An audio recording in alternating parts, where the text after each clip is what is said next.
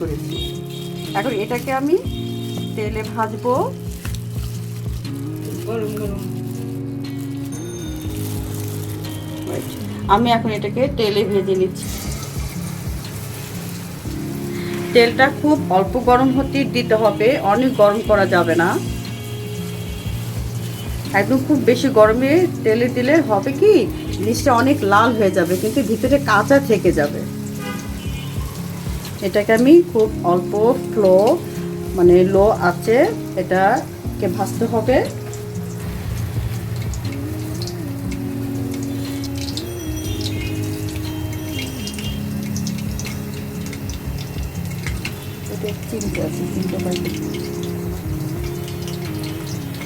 Chicken fry অনেক রকমেরই আছে, তো আমার কাছে এই চিকেন ফ্রাইটা অনেক ভালো লাগে।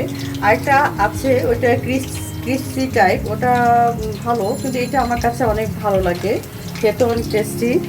বিকেলের নাস্তার সাথে তন্দুর রুটি, পোলাও, বিরিয়ানি সব কিছুর সাথে এটা আপনারা পরিবেশন করতে পারেন।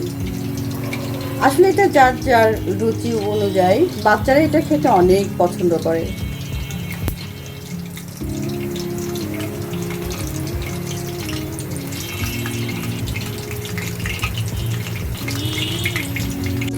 এটা আস্তে আস্তে লালচে কালার হবে, এখনো হয় নাই।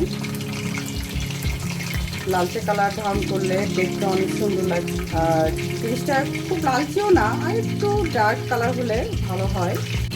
দেখুন এটা অনেক সুন্দর কালার আসতেছে আস্তে আস্তে। তো পুরোপুরি ভাজা হলে আমি আপনাদেরকে দেখাবো, আর একবার দেখার পরে আমরা এটাকে পরিবেশন করব। এখন লুকিটা অনেক সুন্দর হয়েছে, এই কালারটাই সঠিক।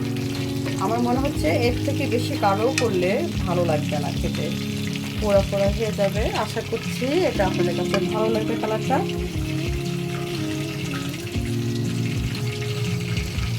এটা আসলে একটা খুব লোভনীয় খাবার, যে কেউ এটা পছন্দ করবে, যে কোনো কিছুর সাথেই খাওয়া যাবে।